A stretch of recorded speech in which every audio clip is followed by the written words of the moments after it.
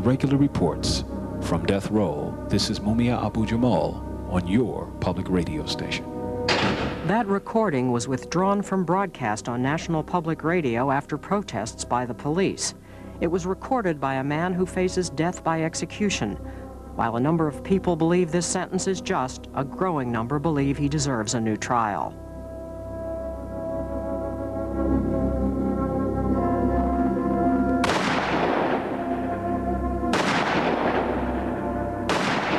First reports of the shooting of Officer Daniel Faulkner came just before 4 this morning. But by the time his mother Mary and brother Ken arrived at Jefferson Hospital, he had already died of multiple gunshot wounds. Police say that it was Philadelphia radio reporter Mumia Abu-Jamal who pulled the trigger, but no one seems to know why.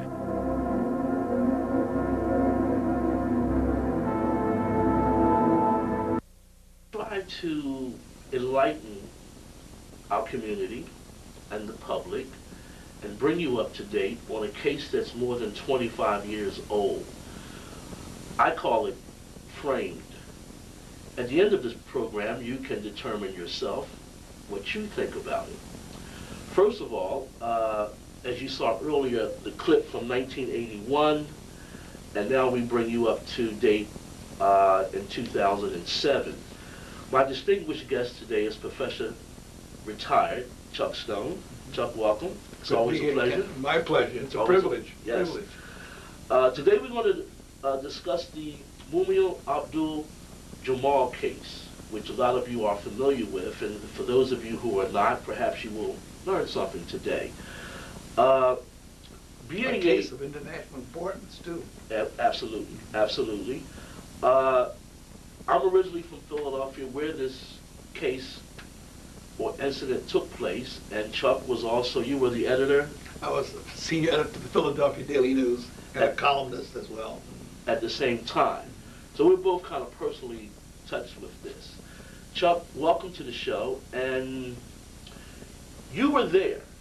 Unlike a lot of other people who may have claimed to have been there or other things that have happened surrounding this case, you have firsthand knowledge, personal knowledge, and eyewitness account of actually what happened that night. Tell us your, well, not so much opinion, but tell us what you know. Well, I had planned to meet Mumia Abu-Jamal at, I think it was 13 The Locust, and I forgot why, but I knew I was supposed to meet him to discuss something.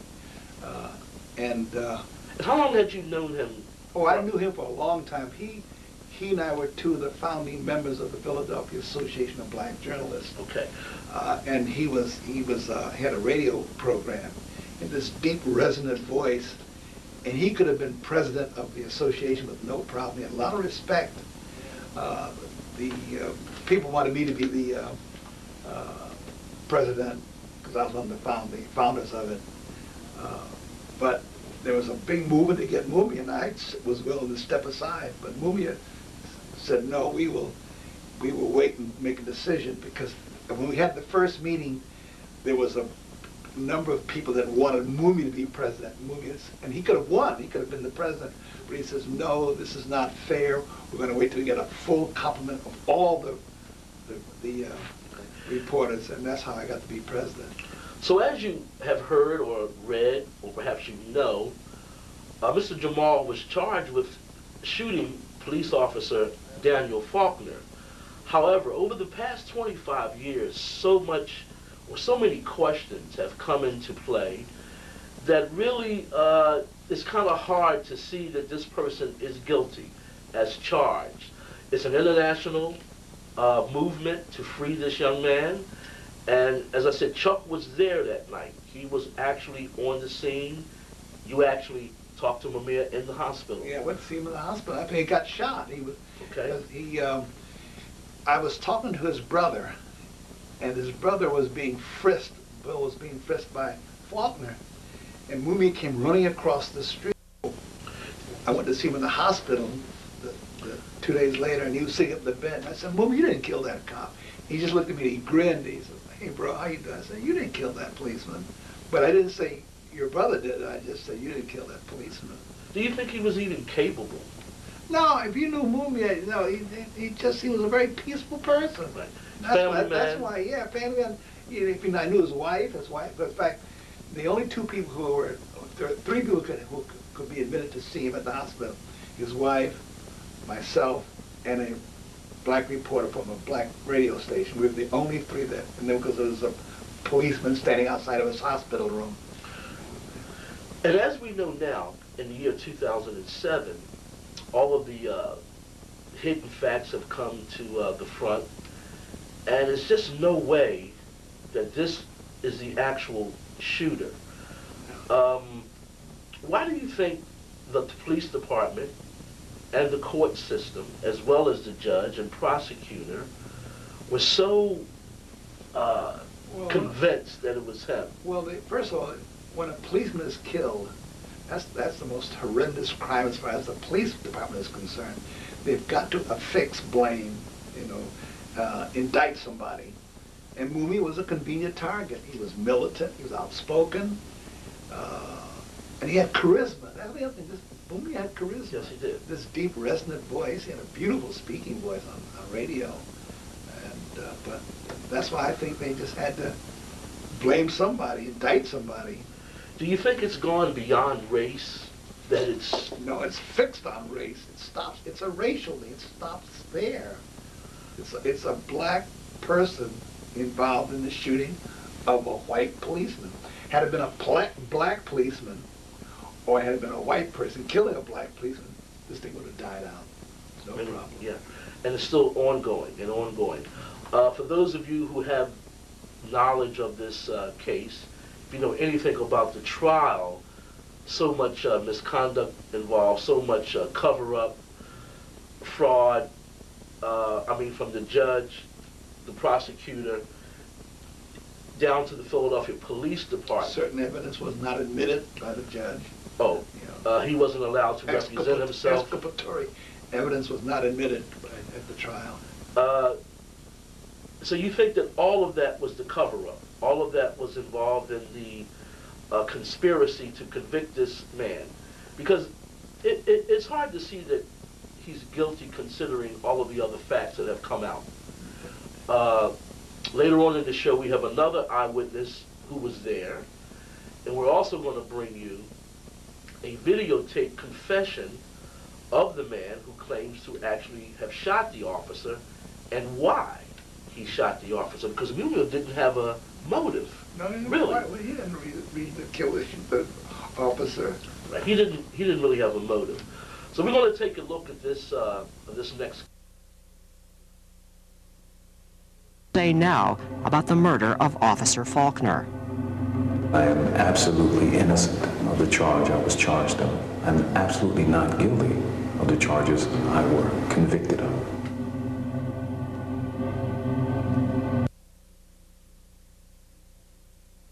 Veteran. Although he was present on Locust Street at the time of the event, Singletary was never asked to be part of the trial. Singletary claims he was returning to his parked car from a club when he saw a Volkswagen being driven the wrong way down Locust Street. The police officer stopped the car, jumped out. The gentleman in Volkswagen met him. They had a brief confrontation. The cop had the guy to go up against the wall. As he went against the wall, they was back and forth, verbal, talking back and forth, back and forth. And a guy was in the car, passenger. He jumped out, hollered some obscenities, and the police officer turned as is to say to him, get back in the car or something. And the guy pulled a handgun. And when he reached in his pocket and pulled a handgun, I just went behind the subway to get cover more or less because I figured it was a gun. And I heard a popping sound. I ducked. Then I saw the guy point the gun directly at the cop's face, and then I saw the fire from the barrel hit the cop directly in the face. The guy turned around, looked at me, and then he turned the other way, placed the gun in the Volkswagen, took off running east on Locust Street.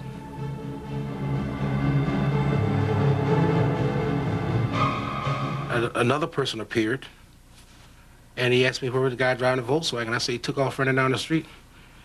He says, what happened here? I said, a police officer got shot. He said, oh my God, we don't need this. He walked toward the police officer, threw his hands up in the air, and as he leaned over to ask the cop, he says, is there anything I could do? And the cop's gun discharged, hit him in his chest, knocks him against the Volkswagen. And now we got 2 people that's been wounded, and I'm standing there, I don't know what to do, and then white shirt police officers came, and they tried to get assistance for both of the people that had been wounded.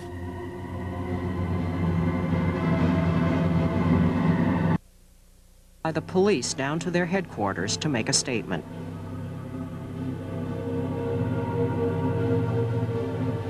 I remember clearly what I wrote, exactly what I told you, what I saw. I wrote it, and they said it wasn't good enough, it wasn't correct. They destroyed it, and I wrote it again. I did this over repeatedly for 4 times I did this. It was like 2 or 3 pages each time, and they would destroy it each time.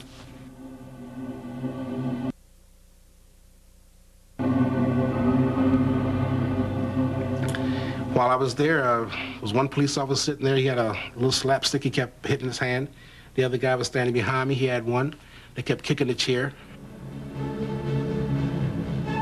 I was threatened to be beat up. My parents were going to be harmed. My business was going to be destroyed. Everything that I worked for all of my life was going down the tubes.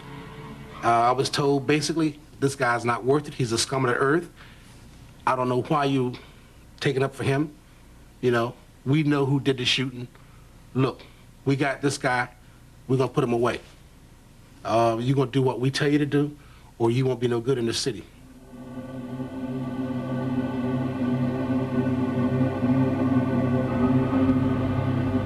I wasn't going to let them beat me up, you know, but I knew if I hit one of them or something happened, I'd go to jail for some other charges or something I hadn't done. So when he gave me the offer to write something, I wrote, you know, he told me what to write.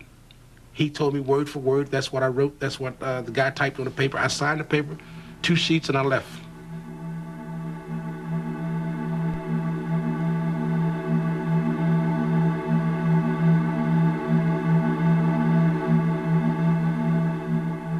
As I left, I felt like a lady would have felt if she was raped. I just felt violated. I knew what I did wasn't right. I knew everything that I had stood for was down the tubes, and I felt real bad about it. And I knew this other person was being wrongly, falsely accused for something he didn't know. He never knew what happened. William Singletary, who was an eyewitness and who was there that night of the shooting. Well, Mr. Singletary is with us today in our studios. Mr. Singletary, welcome to KTV. Thank you.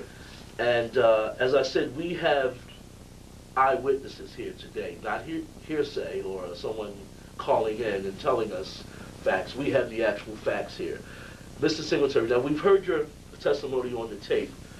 In your own words, tell us what happened and why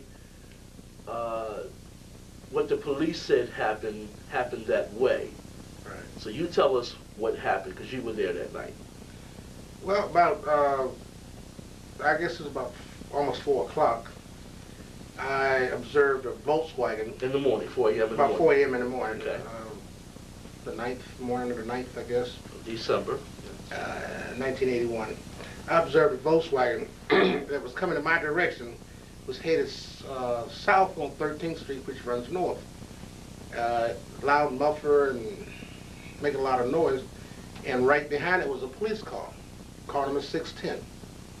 As it approached Locust Street, it made a left turn, pulled to the curb and parked. The police car was right behind it.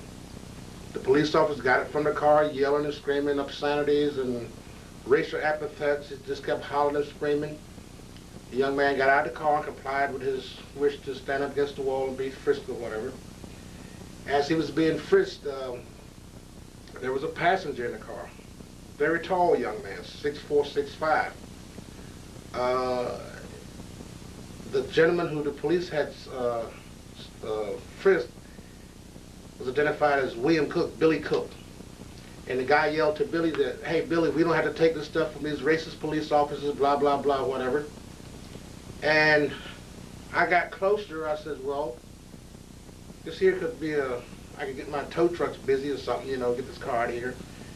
But then the guy from the Volkswagen, the passenger, got out the Volkswagen and walked toward the police officer. And he was steady raising sand. The police officer had his back turned to this gentleman. He walked up behind the police officer, aimed the gun, pulled the trigger, hit the police officer in the left shoulder, just above the shoulder blade.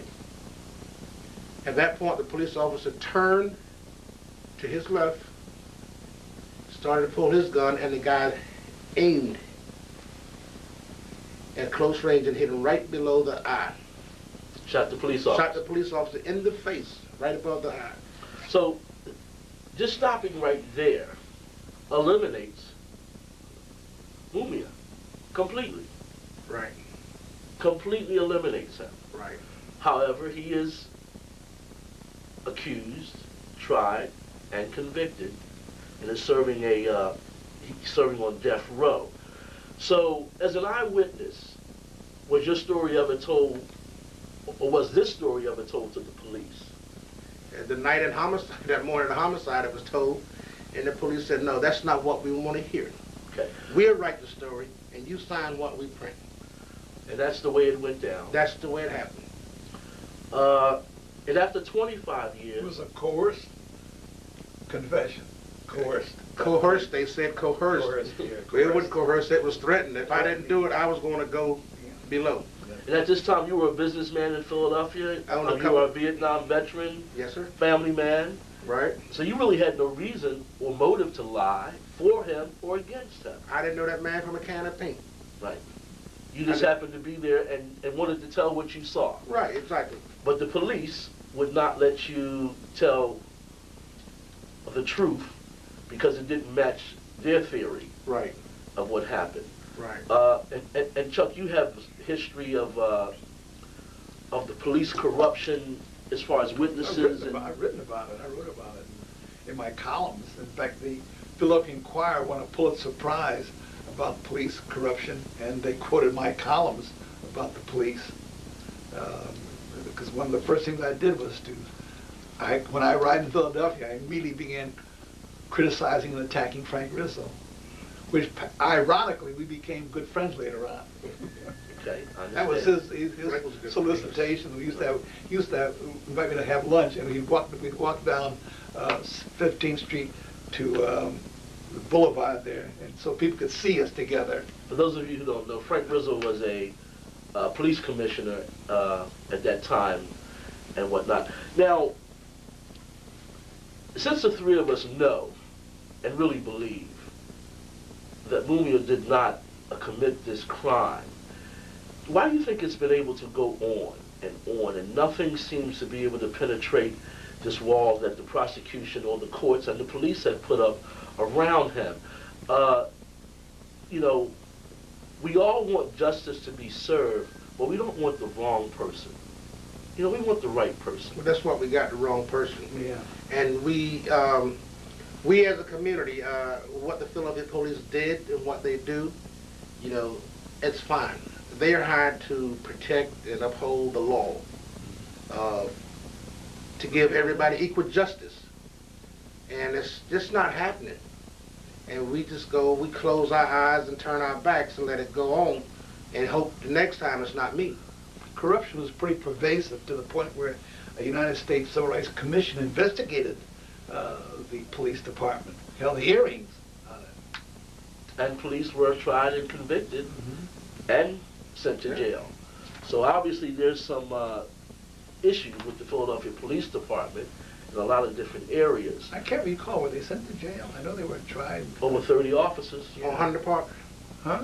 officers on Hunter Park, Yeah, well, they were they sent to jail. Yeah. Kentucky, Tennessee. Yeah, documented. Over 30 officers were sentenced. I'll be down. Yeah, And a corruption investigation by the FBI and the... yeah. Now, Mumia has become an international, his cause has become international. Countries like France, Germany, Canada, England have all expressed their, not so much dislike, but their questions about how he was tried. France has even named a street after him, as we all know. Of course, America protested that, but France said, well, as far as we're concerned, you never really... It wasn't America, Philadelphia. Okay, it was Philadelphia that protested. Allison Swartz and someone named Myers. Allison Swartz, yes. Allison Swartz, she was one of... Yes. But France said, well, as far as we're concerned, you never convicted the man. He's never been really legally convicted, you know. So that tells you something right there.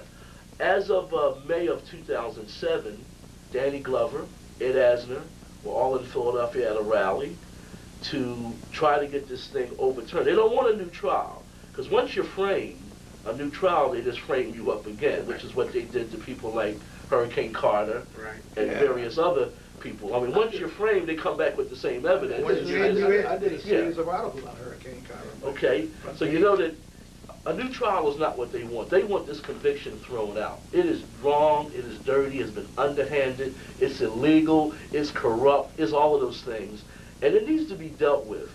And I guess after we hear the actual shooter's confession, you're going to kind of see why the police, the courts, the judges don't want this thing to be overturned, because then a lot of other issues are going to come out of that. Yeah, true. So let's take a look at the actual confession of the guy who claims he shot the police officer and why he shot the police officer. And when we come back, we'll talk about his confession. He confessed, yeah, he did.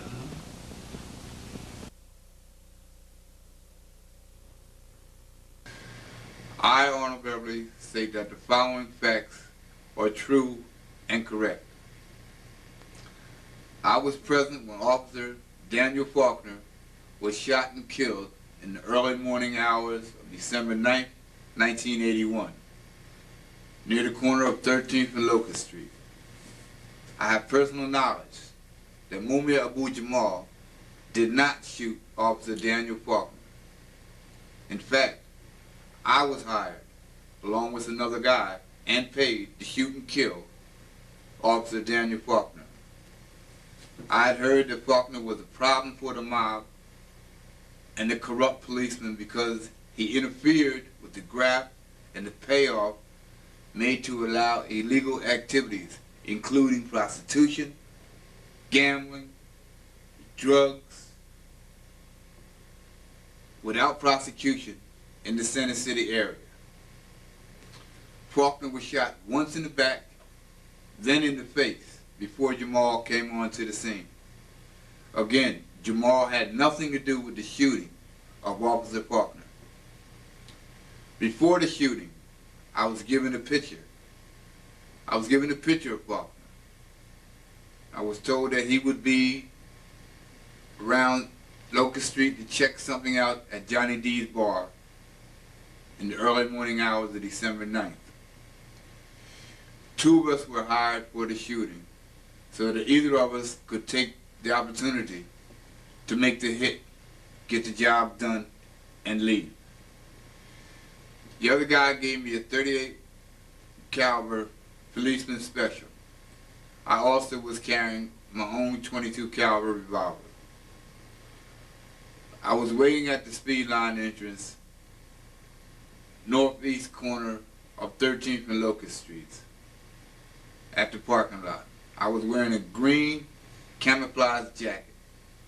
The other guy was at the south side of Locust Street, east of 13th Street, near Kamak. While I was waiting at the speed line for Faulkner to arrive on the location, I saw police officers in the area. Two undercover policemen were standing on the west side of 13th Street. Also, a uniformed officer was sitting in a car at the parking lot. They were there while the shooting of Faulkner took place. I was not worried about the police there, since I believed that since I was hired by the mob to shoot and kill Faulkner, any police officer that was there were there to help me and protect me. After a while, I saw Faulkner get out of a small police car behind a VW parked on Locust Street, east of 13th. Faulkner was alone. He got out of the police car and went up to the VW. I heard a shot ring out from east on Locust Street. Faulkner fell to one knee on the sidewalk next to the VW. I heard another shot, and it must have grazed my left shoulder. I felt something on my left shoulder. I grabbed at my shoulder and got blood on my hands. I ran across the street, stood over top of Faulkner, and shot him in the face at close range. Jamal was shot shortly after that by a uniformed police officer who arrived on the scene. Cop cars came from all directions. Foot patrol also arrived. I saw a white shirt, brass, getting out of a car in the middle of 13th Street, just as I was going down the speed line steps. I left the area underground through the speed line system, and by prearrangement, a police officer who assisted me when I exited the speed line underground about 1 block away, a car was waiting for me, and I left the Center City area. Arnold Beverly is in hiding because his life is in danger. Obviously, the people who hired him to do this job would not be particularly thrilled about his further testimony. We made this videotape under strict security conditions with Mr. Beverly after the federal judge, refused us permission to take his deposition. Deposition is a procedure where you bring a witness in under oath, you have a court reporter there, and the prosecutor would have been there also to cross-examine him, ask whatever questions he wanted or she wanted. We would ask questions, a transcript would be prepared, and that would then be available to the court, and we could have videotaped that deposition also so you could actually see the person answering the questions. And the reason we wanted to do that is that under American law, once you've taken that statement, if the witness should die suddenly, that deposition is admissible in court just like the person themselves coming into court and testifying. And we felt that if we did that, it would give some protection to Mr. Beverly because there would be no real percentage in killing him once his testimony was down, on paper with the prosecutor cross-examining and could be used in court. And frankly, we do not have the military capacity to protect this man or to maintain him prior to his being able to testify. And we have a very difficult situation here with Mr. Beverly, and we are doing everything we can to win the battle in the courtrooms so that he can come into court, and all we're asking is let the man come into court, get on the witness stand, take the oath, and tell the truth. Give his testimony. He can be cross-examined by the prosecutor to their heart's content. The judge can ask him any question, or she can ask him any question that they want, and let's get to the bottom of what really happened on December 9th, 1981. But we need your help to make sure this happens, because this is a political case, and in order to win it in the courtroom, we have to win it outside the courtroom. What you just seen was the confession of the person who claims to be the actual shooter. Now, this raises a lot of other issues and whatnot, but it does, I think, shine a light on the innocence of Mumia Abdul-Jamal. So, gentlemen, what do you think about Arnold Beverly's confession? There seems to be so much evidence coming from the left, coming from the right, that proves that this man, Mumia, is innocent. Correct. However, the judge won't listen, or he won't let this man speak. They tried to get him into court to take this deposition. They won't allow it. What do you think about Arnold Beverly? Well, His confession. listen to what he was saying. It's right on the money. The way he described it. Okay, but now this brings the police and the mob into the fold. Okay? Which is really deep. because Too deep for me. yeah, it's too deep for all of us. But I don't see him coming forward with that type of information. And he took a lie detector test and passed. Who did? Arnold Beverly. Oh, he did? Yeah. Oh, good. He took a polygraph. No. He took a I'm a polygraph, great believer in polygraphs. and it was administered by one of the leading polygraph experts in the country. So this guy is pretty much legit. And as the attorney will say, or did say, there's no reason to kill him now because his confession is on tape. So if they kill him, it still can be used in court. The problem is, though, polygraphs are not admissible in court. Right, well, I mean, That's the trouble. That's the problem. but they tried to get him to come into court where the prosecutor could cross-examine him, the judge could ask him questions, but they wouldn't allow it. Yeah. They won't allow it. And this thing just seems to go on and on and on, and they're ignoring the actual truths about this case. For more than 25 years they've been ignoring it. Why do you think that is? I mean, I know that they want someone to pay, but it seems like even the police would want the right guy. I mean, it seems like the family of the slain officer would want to know the truth. No, the police don't want the right guy. They want to solve the crime. Right. And it's more important to solve the crime than to get the right person. And when we had these gang killings, Yeah. they would take these guys and take them and put them in hostile territory. And they said, but we didn't do it. And they say, yeah, but you bought it. They leave the guys there, the young black kids, in hostile gang territory. And the police were known for doing that. Absolutely, absolutely. Mumio is a distinguished journalist. He's earned his master's degree in prison. And if you know all of the facts of this case, there's no way that you're going to come back with a guilty verdict. Like I said, If you knew Mumia, there's no way you're going to come back with it. Yeah, I knew Mumia. and the facts surrounding the case, there's no way you're going to come back with a guilty verdict. However, the prosecutor was known to eliminate certain types of people from the jury. They claimed you can't get a death penalty conviction with blacks on the jury. We have evidence of the district attorney teaching a class on how to take blacks off of the jury. That was well known. Yes. They say that blacks tend to be anti-death penalty and that sort of thing. But regardless of all of that, Mumia Abdul-Jamal is innocent. Totally. We all agree. Oh, yeah. Totally. No question. No question about it. Let's take a look at this clip.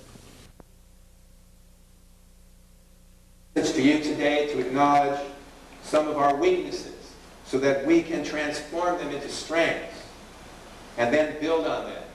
You may think I am a far distance from you, as I am on death row and have been here for many years, but I have fought long and hard battles with the state, not just for my freedom, but for the principle that I am a worker. My work is not simply journalism, but a journalism of liberation, a journalism of humanity, a journalism that unites us instead of dividing us. We are engaging in a hard and bitter struggle against a state that acknowledges no law, that changes the law from day to day, that violates its own precedents every day.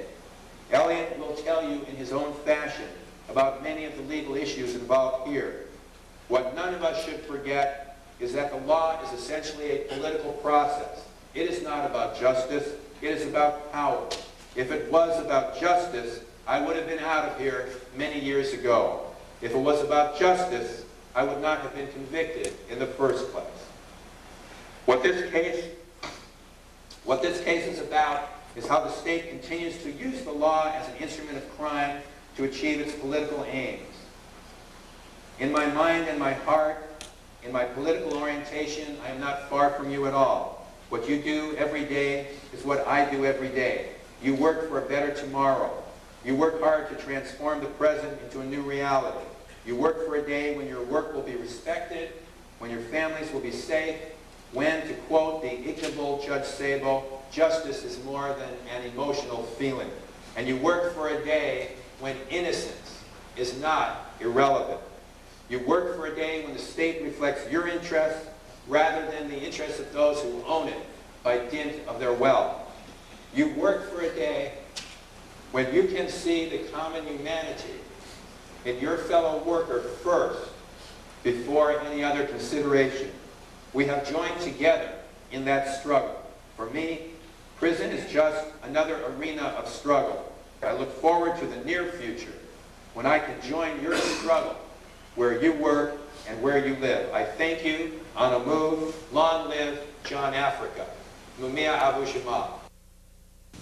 So we hope that we have enlightened our neighbors and community about this case, which is an international case and has been going on for 25 years. In closing, Mr. Singletary, anything you'd like to add to this, or do you have any final words on it? Well, I don't think there was no words that'll be final on it, but it's just a travesty of justice. Just the way the whole thing from that day to this day has gone. And with all these, the most powerful country in the world, with all these people we have, you know, why can't someone or somebody just, you know, take this and just go farther with it to try and let this man, you know, have some justice. Okay, now you've been involved in this since the beginning. Yes, sir. And you've traveled around the country and spoke at rallies. You've even done other TV shows with the BBC and, right, and that sort of thing. So is this movement, is it still grassroots, or is it? It's growing. It's growing. It's growing strong. What do you think the outcome will be? I think that he will eventually be set free. I don't know if it'll be set free and, you know, or if it'll be through another trial. Another trial would be a fiasco. Another frame-up. Use the same all these years has gone past, and 10 years ago they still didn't have the evidence. They don't have the weapon. The only one who had the weapon is the police officer who got in the van with him that night. That's the police officer. Picked that gun up and put it in his right pocket. Well, they never did forensics. There was no crime scene.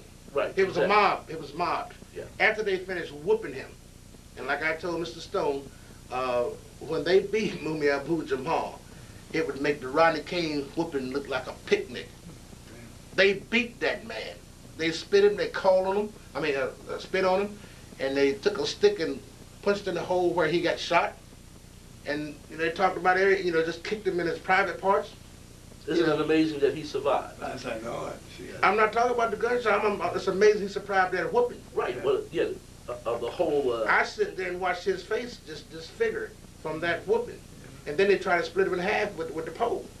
You know, 25 years. I mean, I don't know a lot about how much time you get for a crime, but 25 years. 25 years is a long time to do something that do time for something you didn't do. He was not there. He came up as we was calling for help for Officer Faulkner. He came up. He was driving a Crescent taxi cab, white Chevy Caprice. He came across the street. He was not there. He couldn't have gone and changed his clothes because the man who shot Faulkner was wearing one type of clothes, blouse, boots, and green army pants and stuff, and long. When he came on the scene, he was wearing a safari suit with blue canvas shoes with white soles. I watched him very close. So that man could have not have ran around that corner and changed them clothes that quickly. It's no way. When I try to tell the police at the police administration building, we know who shot the man. We know who shot the police officer. But we want to roast this nigga. That's what he's a thorn in our side. And when he reported about James Ramp being killed at the MOVE confrontation, he didn't give us a fair shake on what he was reporting. He should have kept his mouth closed. He reported the truth. So in retribution for this, But I was at that when that move thing. I was there with the bomb dropping. I was there. The bomb dropping. Yeah. And what about the first one? The first move. Yeah. The first when Ramp one got killed. Killed them at that house, the MOVE house. Right on Powelton Avenue. Yeah, Powelton Avenue. That's right. Yeah. Yeah. So do you think justice can be served now, Chuck, or do you think that they're just going to let this? I don't know. It's continue. I don't know what. I guess you have to get an overwhelming national, international I'd get support going, some kind of a crusade going. Well, he's got international support. Yeah, But it it's- still hasn't caught fire, though. On the streets in Philadelphia, the thing is this. Yeah. Don't want no outsiders. We'll handle our own business. And it goes on from there. 25 years it's gone on.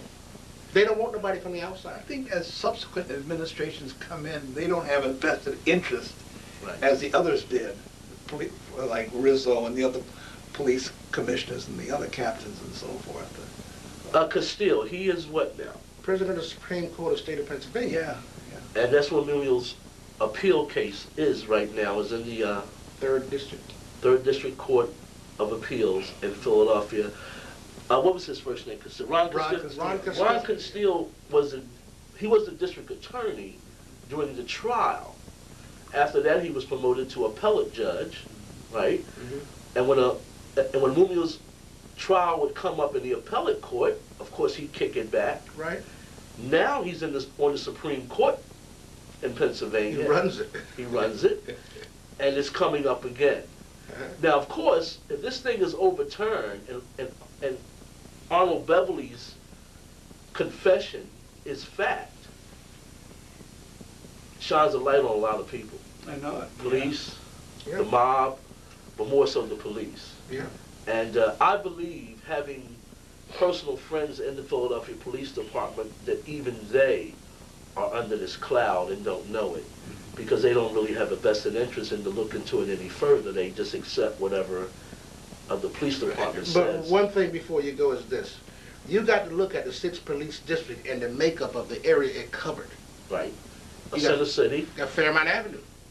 All the drugs in the world. Yeah, I know it. You got 13th and Locust, all the prostitutes in the world. So you go from one spectrum to the other. Yeah. You got drugs, prostitutes, the big businesses is closed at night. So when the police is running down after say 9 o'clock at night, from 9 to 5 in the morning, my God, what's going on? They can move all the drugs they want right off Vine Street Expressway, right off Fairmount. What's the name of that projects over there? Fairmount Avenue projects. Move all the drugs they want to over there. You understand what I'm saying? So It's big business. it's big business. Prostitution and drugs is big business. Well, they say that Faulkner was, he was communicating to the FBI about some of his fellow officers taking bribes. I've heard that too. Yeah? Yeah, that's been Oh, documented. no wonder. And that's why he was Yeah. eliminated, because he was I've in the way. I've heard several things about him. You know, I never knew the man personally, like I never knew Mr. Jamal personally. Officer Faulkner died in the line of duty. You know, it was just a senseless killing. You know, for him to just be shot down like that. And here's another senseless killing. This man's 25 years in jail. You take 25 years from a person's life, and my God, that's a quarter of a century.